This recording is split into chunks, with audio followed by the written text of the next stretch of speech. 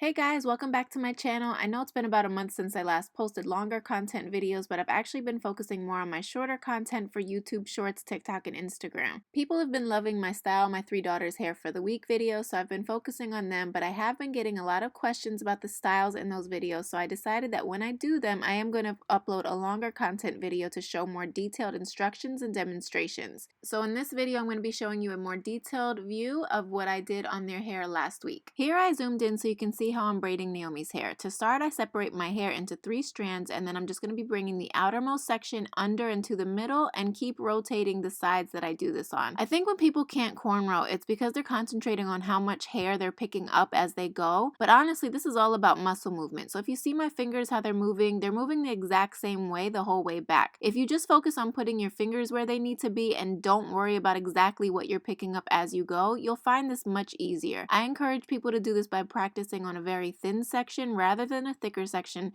because that forces you to focus more on finger placement and muscle memory than focusing on the actual hair itself and making sure you're picking up what you should be picking up as you go. Now, when you do a stitch braid, this is the opposite. For a stitch braid, you do have to focus on the exact amount of hair that you're picking up, because the difference between the two is that stitch braids, you'll see very defined parts that look like the hair is being stitched into the braid. So this is where it's more important than just muscle memory and finger placement. You actually have to be more neat about the hair that you're picking up and putting into the braid. Whereas cornrowing, you need to just get the hair in the braid, and as long as you don't focus too much on it, it'll have to come out right. So if you have a head doll or a kid you can practice on, or it's harder to practice on yourself, so if you have anybody else that you can practice on, start with a very thin rather than a thick section, because the thick sections, especially if you don't know how to braid, they're going to be real messy and you're going to feel defeated and not feel like you're getting it. But if you start with a thin section and really just truly focus on your finger placement, you'll see what I'm talking about. Don't even look at it as you're going. Just feel what you're doing and know that your finger placement should be looking like this. Now anyway, I didn't feel like braiding up the whole back section because honestly it's just hard to on kids, but I decided instead to just do all rubber band sections. And a lot of times the combination that I'll use is the Innersense I Create Hold Gel on the whole section, and then put a thin layer of Edge Booster just on the section that's going into the ponytail.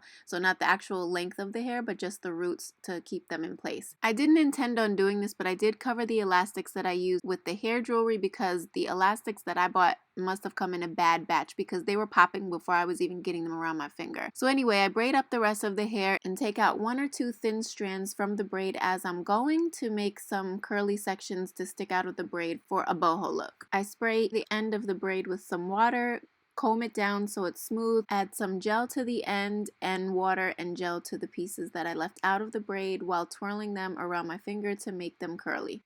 I do this to all the remaining pieces, and then I pick her hair up and twirl it around into a bun and make sure that some of those curly pieces are hanging out. Then I put some mousse all over her braids, tie it up, and then put her under the dryer for about 30 to 40 minutes just to make sure it's all dry. And here's her final look. So I added some hair jewelry to the front pieces and she's good for the week. Now for my 4-year-old Kaya, I create a middle part going down her entire head to split her hair into 2 equal sections. Then I make parts going down the side of her head to create what will be 7 rectangular sections. I use a small amount of Innersense I Create Hold Gel through the entire length of the hair and a thin layer of Edge Booster on the roots only. Brush that through with a comb and then smooth it with the outer edge of the comb. Then I tie with a rubber band in the middle where I want my bubble braid to start. I'm going to take a corner of the second section and do a bubble braid pattern to go down the side of her face. If your child doesn't like hair touching their face, then skip this step. I made 7 sections total on each side. Now I'm going to take the first ponytail and tie it with the rubber band into the second ponytail. To make it look like a bubble, you just have to gently pull it out a bit and spread it apart. You'll do this for each section, going all the way down the length of the hair. Once the hair is at the end of the scalp, you'll just add rubber bands about 1 inch to 1.5 inches apart and create bubbles the same way. I had to quickly blow dry Kaya's hair straight before doing this style, otherwise the bubbles will try to curl up. You'll see what I mean in my next daughter's hair. Here's Kaya's final look. I added some gold hair jewelry in between the bubbles in the front strands hanging out. This will last the week. The bubbles might get a little bit frizzy, but I promise the combination of Innersense and Edge Booster on the roots will help the roots stay down and not get frizzy.